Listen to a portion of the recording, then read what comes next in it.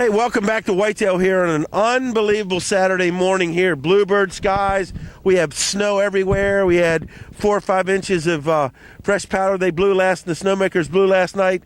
And instead of having a knee-deep powder day, this is about as good as it gets here at Whitetail Resort. But more importantly, we're here to continue our season-long series with Meet the Whitetail Ski Patrol. And alongside me is Rado Ivanov. Rado has been a patroller here since 2002. Now he took a couple years off for his job to travel to Europe, but he's back with us and in the groove here. And just Rado, just talk about your experience. I'm glad you came back. You didn't go away when you had to travel for work, but talk about your experience and what drives you to be a ski patroller here at Whitetail. I never wanted to go away without coming back, so I was looking forward to it. When I first started, I started as a safety, and I moved on to the patrol the year after. I took the OEC class. It was very exciting. I found a great family here at Whitetail between the patrol and everybody else working here, so I was very excited to come back in 2010. Now, Rado, you live in Bethesda. Yes. And like a lot of our patrollers that live on the I-270 corridor, it's not always an easy commute up here to Whitetail. Sometimes you have to deal with the weather and the traffic and all the incidents that happen. But what drives you when you're sitting in 270 backed up in traffic? What drives you to say, I just can't wait to get to Whitetail? It's all worth it. Knowing that I'm coming to a day like this, to a group like this, and being able to take this first couple of runs, that's good enough for me. I'll sit in traffic for as long as needed. Now today, we were able to get the mountain open all set up a little early, and we all got to take some runs before the public got on the mountain, which we cherish those times when we get to do that because it doesn't happen all the time. And what was your favorite run today? Fanciful. Fanciful this morning was just perfect. What was it about Fanciful that made it perfect? It was perfectly groomed. There was a little bit of powder on top of the groomed run, and it was just the perfect run for me. Now, Rado, what? I know you're from Bulgaria. Yes. Your heritage is from Bulgaria, and what drove you? What enabled you to take your recreational skiing that you've done for years and translate that into skiing for the Whitetail Ski Patrol? I've always respected the ski patrol anywhere I skied ever since I was 4 years old. So I was skiing here shortly after I moved to DC. So I came up to ski at Whitetail, and I met one of the patrollers on the ski lift. I asked about it. They told me about the ski off, which was coming up in a few weeks, and I took it, and it's all history from there. Now, we have a diverse group of people on the Whitetail Ski Patrol, as most patrols do, all kind of professions. A lot of folks here work in the government here. And just talk about, when you're not patrolling, what pays the bills? Architecture pays the bills for me. I design multifamily and mixed-use developments for a company in Tyson's Corner, and our projects are anywhere from DC area all the way to Saudi Arabia and China. And where do you find time? I'm sure that's a hectic, busy job.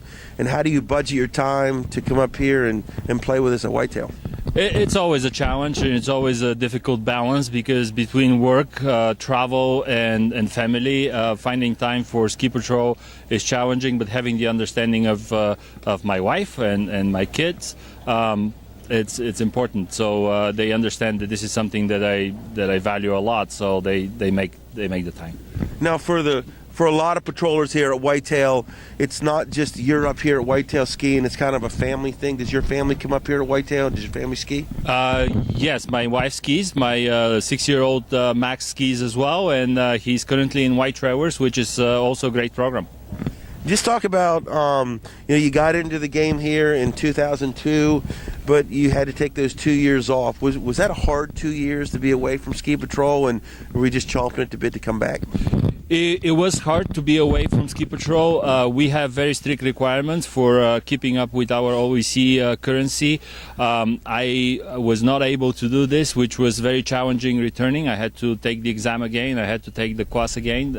I don't regret that. It gave me an extra layer of knowledge and experience, and it is challenging. It does take its toll to be a patroller, not becoming a patroller, but staying a patroller and staying current. Now, as a patroller, we do our share of work. I mean, it's not always glamour. We're out here digging pads out, marking the trails.